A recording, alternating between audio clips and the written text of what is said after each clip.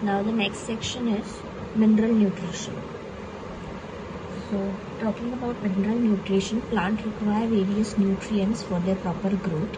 They absorb these nutrients from water, from the atmosphere, from the gases, that is mineral nutrients from the soil they take, okay, and so in short they take it from their surrounding.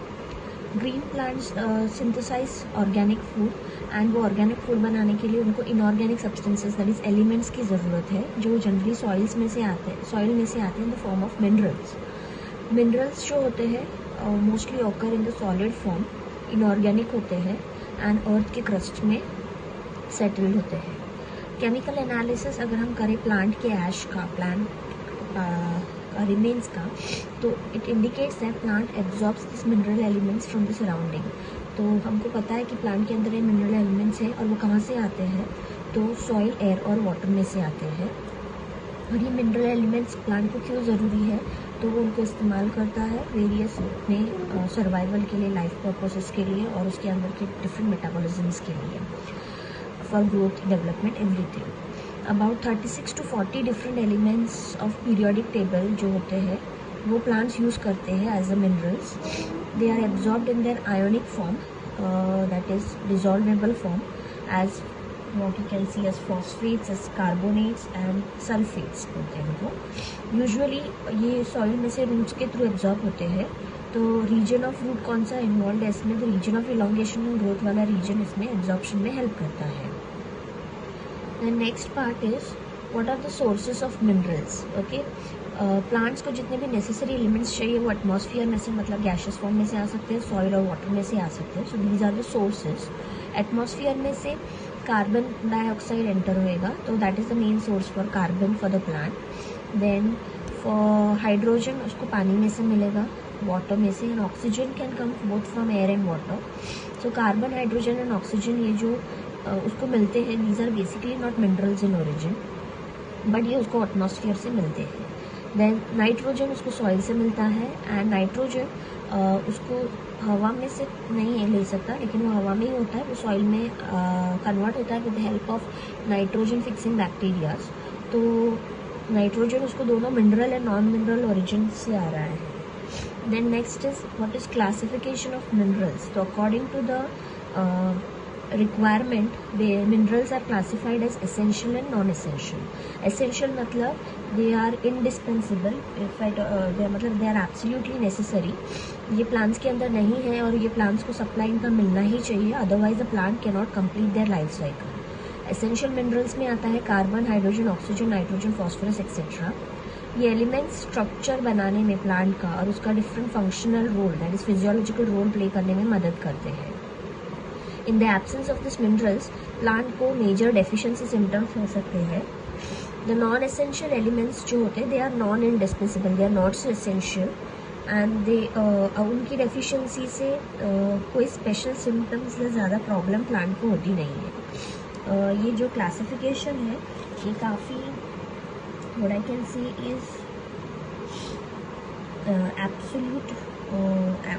एब्सोलीट now, या इसको obsolete भी बोलते हैं, मतलब no longer in use, ये type का classification.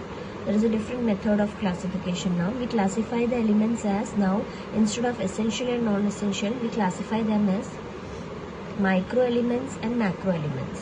तो based on the quantity of requirement, तो मिनरल्स जो थोड़े क्वांटिटी में लगते हैं उनको माइनर या माइक्रो एलिमेंट्स बोलते हैं, और जो ज़्यादा क्वांटिटी में लगते हैं उनको मेजर या मैक्रो एलिमेंट्स बोलते हैं. जो माइक्रो एलिमेंट्स है वो बहुत ही ट्रेस अमाउंट में मिलते हैं, but they do play some function inside the plant, that is catalytic role बोलते हैं, मतलब they act as catalyst, they will help to bring about the reactions and they are not but involve in the reactions. Example है zinc, copper, aluminium, silica etcetera. They act as cofactors, they help to bring about the reactions, they help the major enzymes etcetera. Then macro elements जो होते हैं they are required in large quantity, क्योंकि they play the nutrition का role, structure बनाने का role. Okay, example इसमें आता है carbon, hydrogen, oxygen, phosphorus, magnesium, nitrogen, potassium, sulphur etcetera. और जो कार्बन हाइड्रोजन है इसमें से they are and oxygen, carbon hydrogen oxygen, ये तो नॉन मिनरल है लेकिन मेजर एलिमेंट्स है जो प्लांट्स को लगते हैं. Now this classification is again not accepted now. तो now आगे let's know the scientist criteria for किसने डिसाइड किया ये क्राइटेरिया कि which are the essential elements and which are non essential. तो for the essentiality of the element this criteria was proposed by the scientist Arnon and Stout in the year 1939. तो elements must be absolutely necessary for supporting the normal growth and reproduction. ये elements नहीं होंगे तो plant का normal growth and normal survival and further propagation नहीं हो पाएगा. The elements अगर ऐसा है तो ही हम लोग उसको एसेंशियल बोलेंगे. ये एक क्राइटेरिया है. देन दूसरा क्राइटेरिया है कि ये एलिमेंट का कुछ स्पेसिफिक फंक्शन होना चाहिए एंड वो फंक्शन खाली वही एलिमेंट प्ले करेगा, कोई और एलिमेंट उसको रिप्लेस नहीं कर पाएगा फंक्शन प्ले करने के लिए. Then only we will call it as essential element. Then the third criteria is the element must be directly involve in the nutrition of the plant. Okay, and if an element satisfies ये तीनों criterias तो ही हम उसको essential element बोलेंगे. तो essential element बनने के लिए ये तीन क्राइटेरियाज वो एलिमेंट को फुलफिल करने हैं. Then next is do you know में अगेन उन्होंने दूसरा एक्स्ट्रा इन्फॉर्मेशन दिया है कि लीबिक साइंटिस्ट ने ये दिखाया था कि essentiality of the mineral nutrients and मतलब ही प्रूफ द एसेंशियल कि कितने मिनरल न्यूट्रिएंट्स एसेंशियल है और उसने एक लॉ बताया था. That was a law of minimum. मतलब मिनरल्स एसेंशियल तो है बट बहुत ही माइन्यूट क्वांटिटी में लगते हैं. According to this law the crop plant yield जो होता है, प्रोडक्शन जो है वो डिटरमाइन होता है by the amount of essential element that is present in the minimum quantity. तो नाउअडेज मिनरल्स को हम लोग दूसरे बेसिस पे क्लासीफाई करते हैं. मैंने बताया एसेंशियल नॉन एसेंशियल, फिर दूसरा था माइक्रो एंड मैक्रो एलिमेंट्स, ऐसा क्लासिफिकेशन था. एसेंशियलिटी का क्राइटेरिया देख लिया हमने, फिर लॉ ऑफ मिनिमम देख लिया.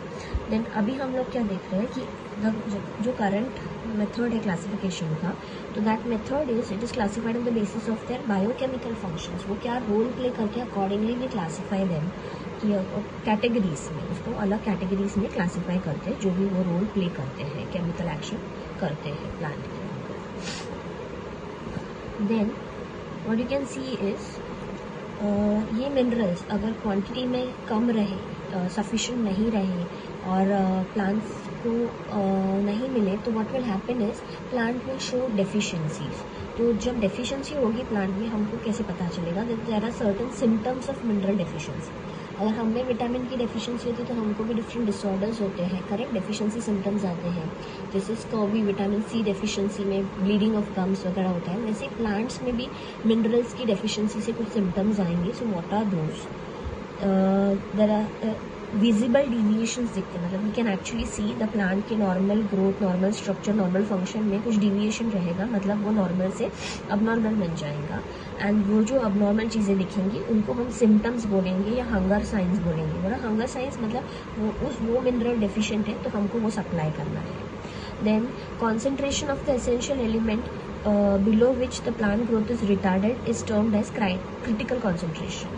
तो मैक्सिमम लेवल जितना होना चाहिए मिनरल का ताकि वो प्लांट प्रॉपरली फंक्शन कर सके, उस मैक्सिमम लेवल को हम लोग क्या बोलते हैं? तो क्रिटिकल कॉन्सेंट्रेशन बोलते हैं. उसके नीचे अगर वो कॉन्सेंट्रेशन गया प्लांट में तो वो प्लांट सिम्टम्स दिखाना शुरू कर देगा एंड फंक्शनिंग बराबर नहीं करेगा. The element is said to be deficient when present below the critical concentration. तभी हम लोग बोलेंगे कि अगर वो क्रिटिकल लेवल के नीचे है एलिमेंट तो हम बोलेंगे कि it is deficient. Certain morphological मतलब स्ट्रक्चरल चेंजेस दिखेंगे प्लांट में which are indicative of deficiency of a particular element. तो हर एक एलिमेंट में अलग अलग सिम्टम्स हमको दिखाई देंगे. तो वो सिम्टम्स से हम पहचान जाएंगे कि कौन सा एलिमेंट या कौन सा मिनरल डेफिशिएंट है या प्रेजेंट नहीं है प्लांट में. Deficiency symptoms also depends on the mobility of the elements in the plants. क्योंकि कभी कभी क्या होता है वो एलिमेंट प्रेजेंट तो होता है लेकिन वो ट्रांसपोर्ट नहीं हो पा रहा है. Then the deficiency symptoms appear first in young tissues. Obviously they will get affected first and when elements are relatively immobile, क्योंकि वो ओल्डर पार्ट्स से न्यूअर पार्ट्स में ट्रांसफर होते रहते हैं. तो अगर वो ट्रांसपोर्ट नहीं हो पाए क्योंकि ओल्ड पार्ट्स में ही कम पड़ रहे हैं तो न्यू पार्ट्स तक ट्रांसपोर्ट नहीं हो पाए तो सिम्टम्स पहले न्यू पार्ट्स में ही दिखाई देंगे ना. जो यंग लीव्स एंड बर्ड्स वगैरह आ रहे हैं वो बराबर से नहीं आएंगे, वो ख़राब हो जाएंगे. ऐसा जनरली कौन से एलिमेंट्स के साथ दिखाई देता है, तो सल्फर और कैल्शियम।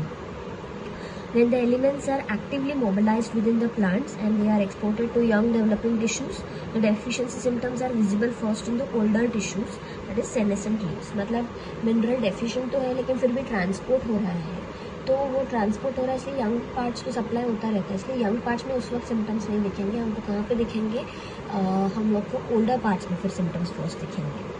तो सेनेसेंट मतलब the older leaves, older parts, older birds. Example इसका है ऐसे न्यूट्रिएंट्स का जो ट्रांसपोर्ट होते हैं, कम होते हैं फिर भी ट्रांसपोर्ट होते रहते हैं प्लांट के अंदर, ऐसे मिनरल्स का एग्जाम्पल है नाइट्रोजन, मैग्नीशियम, पोटेशियम। इसलिए इनके डेफिशिएंसी सिम्टम्स ओल्डर पार्ट्स में दिखेंगे, मेरे सल्फर एंड कैल्शियम के डेफिशिएंसी सिम्टम्स हम लोग को यंगर पार्ट्स में दिखेंगे। Then some important deficiency symptoms जो प्लांट में दिखाई देते हैं जब न्यूट्रिएंट्स की कमी होती है, मिनरल्स की कमी होती है, तो है स्टंटिंग, मतलब प्लांट का ग्रोथ रिटार्डेड रहता है, छोटा रह जाता है, नॉर्मल ग्रोथ अटेन नहीं करता। The stem appears condensed, okay, you know what is condensed, मतलब छोटा रह जाएगा। क्लोरोसिस जो है व्हाट इज दैट, तो उसका जो क्लोरोफिल है वो बराबर नहीं बनेगा, तो उसकी वजह से येलो पैचेस दिखेंगे। सो देयर इज लॉस या non development of the chlorophyll, जो है वो चला जाएगा या फिर बनेगा ही नहीं, जिसकी वजह से there is yellowing of leaves, उसको बोलते हैं क्लोरोसिस। नेक्रोसिस मतलब टिश्यू का डेथ हो जाएगा, लीव्स वगैरह सड़ने लगेंगे। मॉल्टिंग मतलब green and non green patches दिखने लगेंगे तुमको लीव्स में, that is called mottled appearance, that is mottling.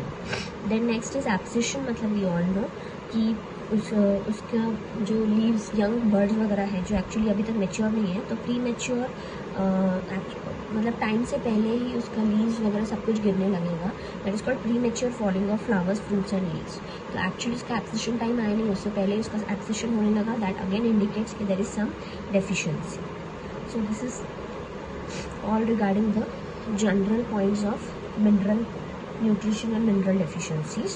We will be seeing individually कौन से एलिमेंट से क्या क्या deficiencies होती है और क्या problems plant में दिखेंगी and what is their function later on.